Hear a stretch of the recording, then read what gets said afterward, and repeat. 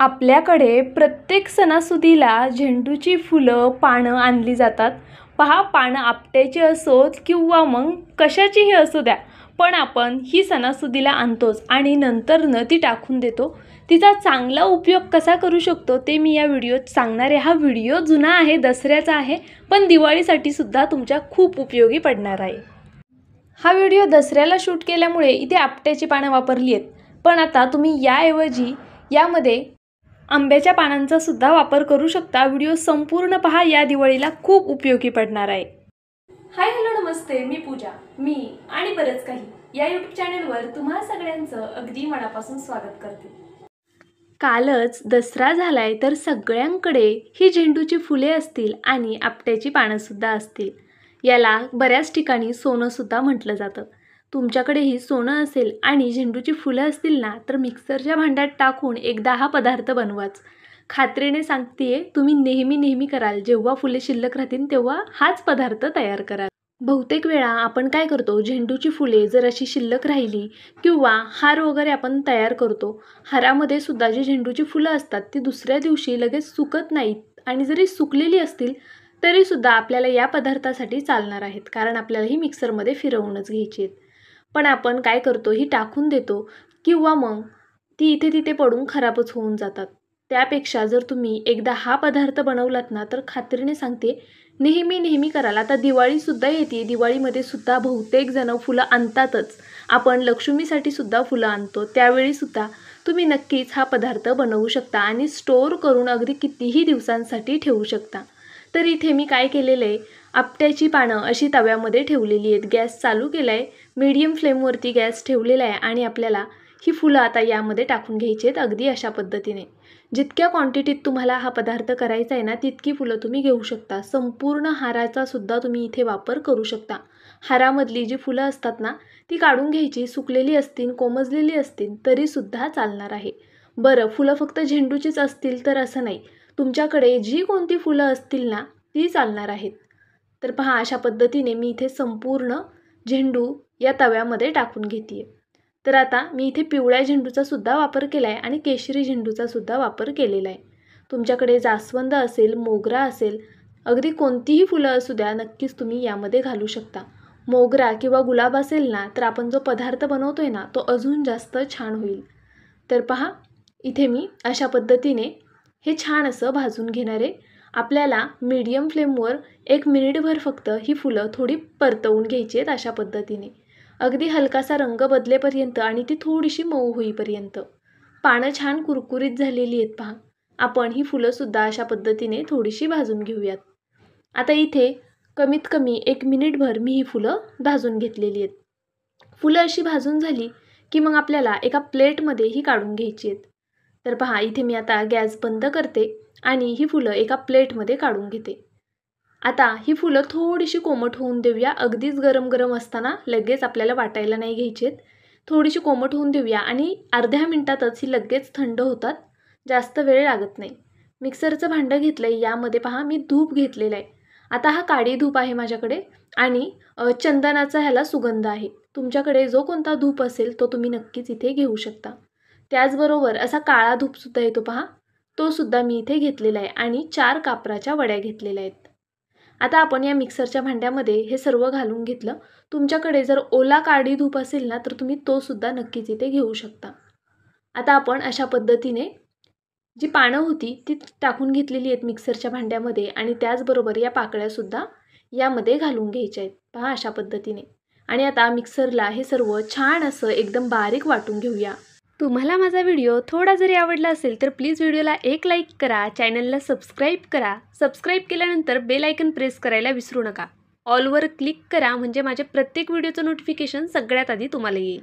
Hype या ऑप्शनवरती click करून जे काही पॉईंट्स असतील ते द्यायला मात्र विसरू नका. तुमचं एक लाईक, एक सबस्क्राईब आणि हे हाईपचे पॉईंट्स माझ्यासाठी खूप मोलाचे आहेत. छानशी कमेंट करा. चला रेसिपीकडे वळूया. तर पहा, ही सर्व फुलं मी मिक्सरला छान अशी बारीक वाटून घेतलेली आहेत आणि आपण जो काळा धूप घातला होता ना, त्यामुळे याचा रंग असा आलेला आहे. जर तुम्ही काळा धूप नाही घातलात तर याचा रंग थोडा वेगळा येईल. आणि पहा, ह्याला छान मवारीसुद्धा आलेली आहे, पाहू शकता तुम्ही. जर ओला धूप घातलात ना तर अगदी मस्त मवारी येते ह्याला, पण माझ्याकडे ओला धूप नव्हता, त्यामुळे मी आता काय करणार आहे, यामध्ये अगदी थोडंसं तूप घालून घेणार आहे. थोडं तूप मी साईडला ठेवलं आहे म्हणजे आपल्याला हाताला लावायला, आणि थोडं तूप यामध्ये घालून घेतलं. हे सर्व छान असं एकजीव करून घेऊया. जर तुमच्या घरामध्ये मच्छर झाले असतील किंवा मग छोटे छोटे किडे वगैरे येत असतील रात्रीचे, त्यावेळी नक्कीच तुम्ही हा धूप जाळू शकता. कोळसा पेटवून त्यावरती तुम्ही ही फक्त पावडर टाकलीत ना, तरीसुद्धा छान असं धुपाचं काम करतं. पण प्रत्येकाकडेच कोळसा नसतो, त्यामुळे अशा पद्धतीने तुम्ही हातावरती याचा पुन्हा धूप बनवू शकता. पहा, अगदी सहज असा हा धूप तयार होतो. थोडंसं हाताला तूप घ्यायचं आणि अशा पद्धतीने हा धूप बनवून घ्यायचा. आपला नेहमीचा धूप जितका वेळ पेटतो ना, त्यापेक्षा जास्त वेळ हा धूप पेटला जातो, कारण आपण यामध्ये फुलांचा आणि पानांचा वापर केलेला आहे.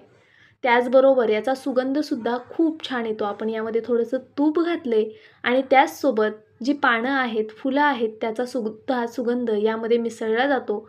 त्याचसोबत मी यामध्ये जो धूप वापरला आहे तो चंदनाचा आहे, त्यामुळे हे सगळे सुगंध जे आहेत ते मिक्स होतात आणि खूप मस्त याचा सुगंध येतो. ज्यावेळेस तुम्ही हे मिक्सरला फिरवाल ना, तेव्हाच तुम्हाला जाणवेल की किती छान याचा सुगंध दरवळलेला आहे.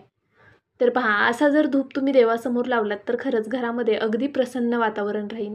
त्याचबरोबर आपण तिन्ही सांजेला ज्यावेळेस दिवाबत्ती करतो त्यावेळेस हा धूप लावला तर घरामध्ये मच्छरसुद्धा राहणार नाहीत.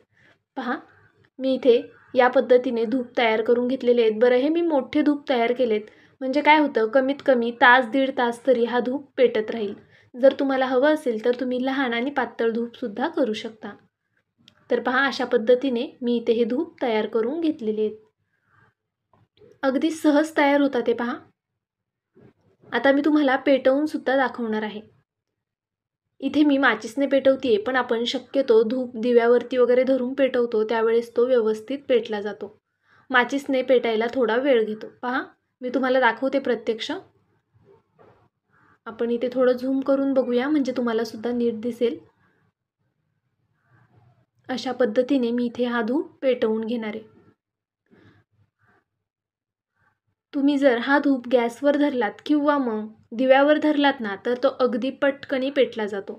नंतरनं मी हा धूप गॅसवर धरूनच पेटवून घेतलेला आहे.